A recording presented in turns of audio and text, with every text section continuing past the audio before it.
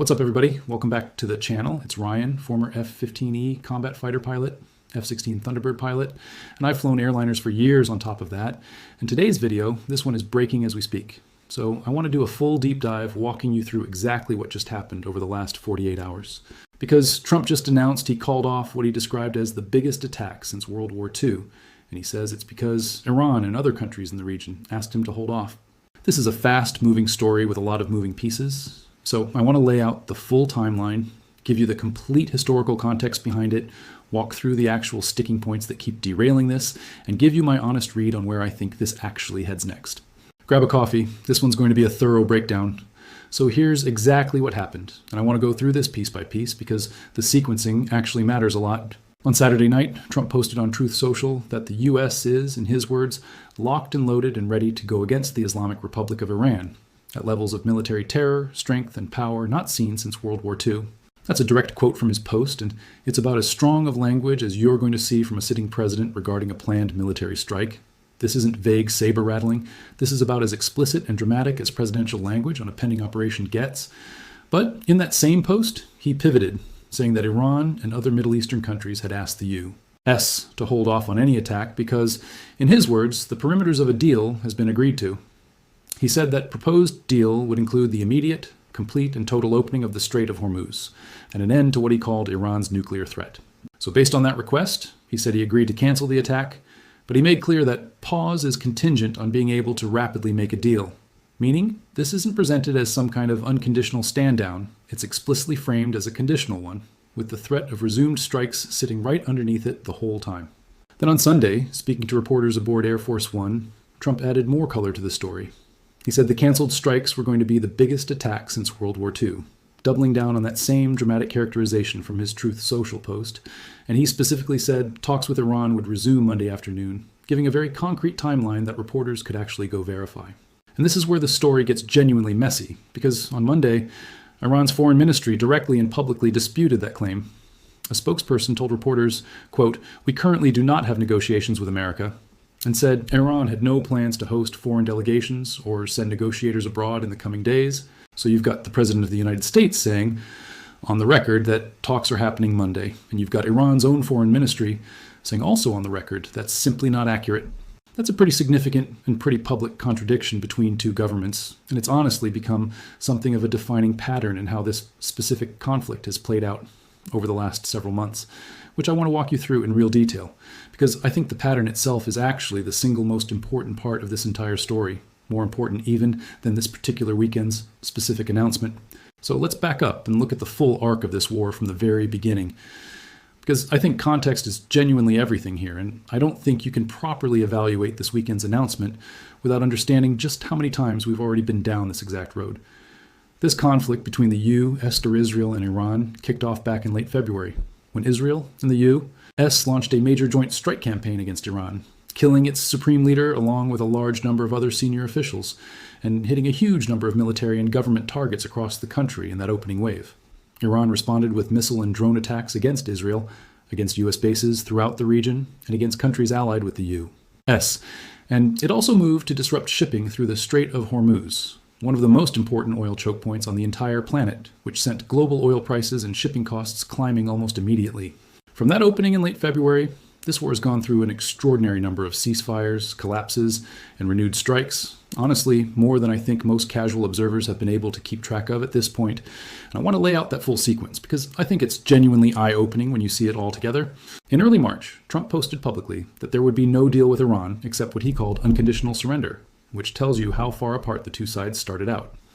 Then in early April, Iran formally rejected a U.S. proposal for a 48-hour ceasefire, with reports indicating that instead of pausing, Tehran actually intensified its operations on the ground, rather than easing up.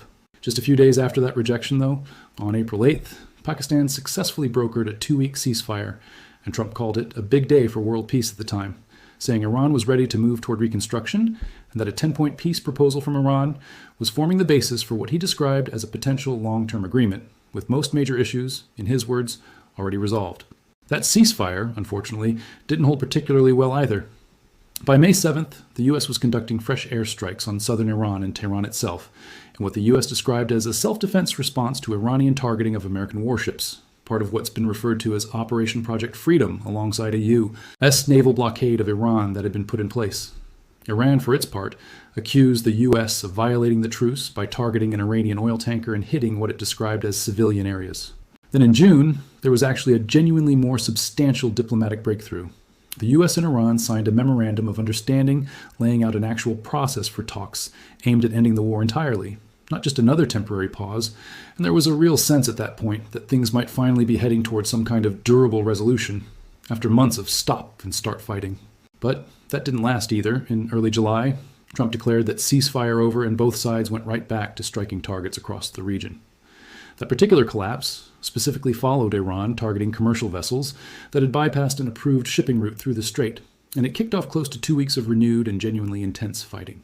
Then, if you remember from some of my earlier videos on this exact conflict, there was another pause in late July where Trump said the U.S. halted strikes at Iran's request. And he actually used almost identical language to what he used this past weekend. He told reporters on Air Force One at the time, quote, "They asked us very nicely, please stop, let's meet. And that's where we are right now. See what happens. If we don't make a deal, we go back to the same thing." So that late July pause and this brand new one just a few days ago are following almost the exact same script, word for word in some cases. A pause, framed publicly as a direct response to Iran or the broader region requesting it, tied explicitly to claimed progress in talks, with a very clear and repeated warning attached that fighting resumes immediately if a deal doesn't materialize quickly. And I think that repeating pattern is honestly the single most important thing to understand about this entire war at this point, more so than any individual headline from any individual weekend. A Washington Times piece I came across recently put this really well. They pointed out plainly that Trump has repeatedly announced he's halting strikes on Iran, but the strikes keep happening anyway, regardless. And they walked through this whole documented list of prior announcements going back months, ceasefires, extensions, pauses explicitly citing serious negotiations underway over and over again. And virtually every single one of them has eventually been upended by renewed attacks days, or in some cases, even just hours later. So when you see a headline this week phrased as something like Iran just begged the U.S. military to stop, I think the responsible and accurate way to frame that, based on absolutely everything that's actually happened up to this point over the past 5+ months, is that this is at minimum the third or fourth time now we've seen almost this exact identical sequence play out. A dramatic threat of overwhelming force, a claimed request from Iran or regional mediators to pause, a pause explicitly framed around progress toward a deal, and then, historically, a subsequent collapse right back into active fighting. Now, why does this cycle keep repeating itself over and over again? I want to give you my honest read on that as someone who's spent a career around military planning and understands how these negotiating dynamics tend to work, because I think there's real substance behind why negotiations here keep stalling out repeatedly, even when both sides genuinely seem to want some kind of off-ramp at various points. The core sticking points, based on what's been consistently reported throughout this entire conflict, come down to two main things: the status and control of the Strait of Hormuz and Iran's nuclear program. On the Strait specifically, ship traffic has been running dramatically below pre-war levels for months now, and this isn't a minor statistical blip. We're talking about fewer than 10 commodity ships passing through some recent days, compared to roughly 100 vessels on a typical day before this war started. That's an almost total collapse of normal commercial traffic through one of the most economically important waterways on the entire planet. And that's causing real tangible global economic pain, rising energy prices at the pump for regular consumers, and rising costs on basic goods more broadly, because so much global trade depends on that route, which puts genuine and mounting pressure on essentially everyone involved to actually resolve this properly, rather than just pausing it temporarily over and over again. On the nuclear question specifically, that's honestly the harder and more intractable issue of the two, because all that goes straight to the core of what triggered this entire war back in February in the first place. And it's exactly the kind of deeply sensitive issue where neither side has an obvious or easy incentive to make the first major public concession, since doing so could look like weakness domestically for either government. There's also a real domestic political pressure angle here that I think is worth spending some time on, because it helps explain the timing of these back and forth announcements. Reporting has pointed out that new American casualties and rising energy prices have been steadily intensifying domestic political pressure on Trump specifically, and that he actually appeared set to significantly escalate this past weekend, only to back away again at what reporting described as essentially the last minute before the strikes would have gone forward. So there's a real and ongoing tension playing out here between the political pressure to project strength and follow through decisively on stated threats, and the competing pressure to actually de-escalate, given the substantial economic and human costs this war has already racked up over these past 5+ months. I also want to flag something else that's happening in parallel right now, running alongside this high-level presidential diplomacy that adds even more instability and complexity to the overall picture, and that's the situation around Kuwait and the broader Gulf region more generally. Just in the last few days, Iran has issued fresh public warnings to Gulf states that host American military bases, with one senior Iranian general, Major General Ali Abdullahi, threatening that nation's cooperating with the U.S. will, in his own words, burn in the fires of war, which is about as blunt and threatening a statement as you're going to hear from a senior military official in this region.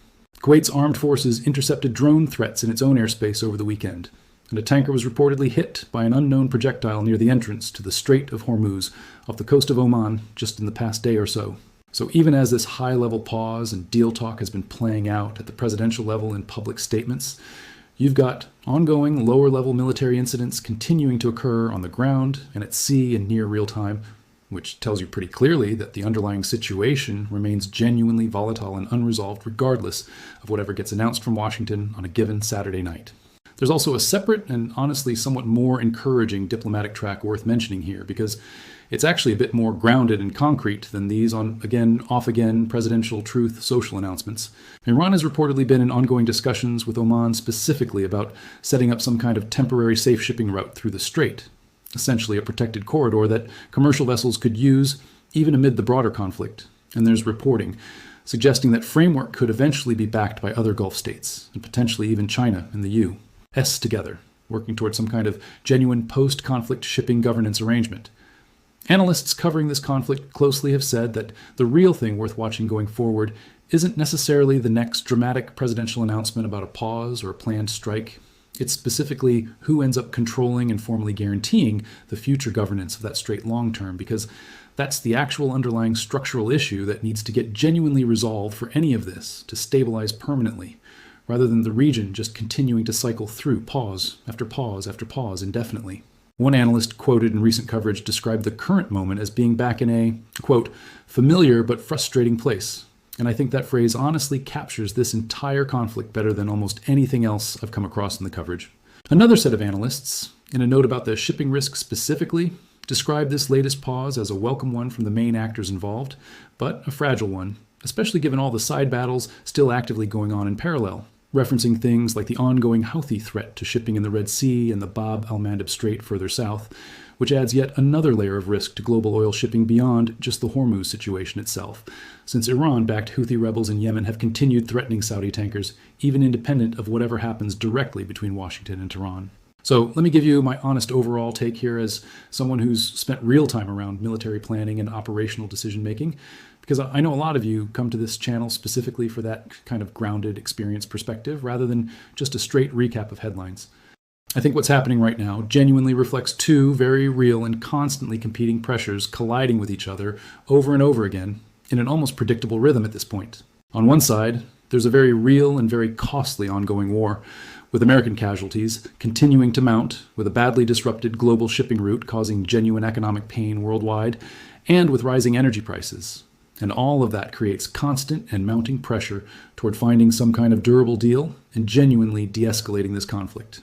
On the other side, though, every single time a pause gets announced with real fanfare, it seems to get undercut almost immediately afterward, either by a disputed claim like we're seeing play out right now with Iran's foreign ministry, publicly denying that Monday talks are even scheduled to happen at all, or by continued lower-level attacks and incidents on the ground and at sea that make the underlying so-called ceasefire feel pretty hollow and fragile in actual practice, regardless of the confident language used in the official announcements.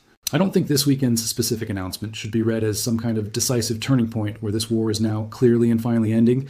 The documented track record here just doesn't support that particular read at all. We've had multiple ceasefires, multiple extensions, and multiple subsequent collapses over the past 5+ months alone.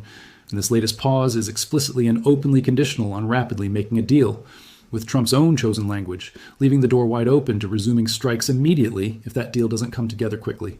At the same time, I don't think you should completely dismiss this latest development either, because the underlying economic pressure from the shipping disruption is genuinely real, and it isn't going away on its own. And at some point, that sustained economic pressure typically does eventually force some kind of more durable resolution, even if it ultimately takes a lot longer and involves a lot more false starts and broken promises along the way than anyone involved would honestly prefer.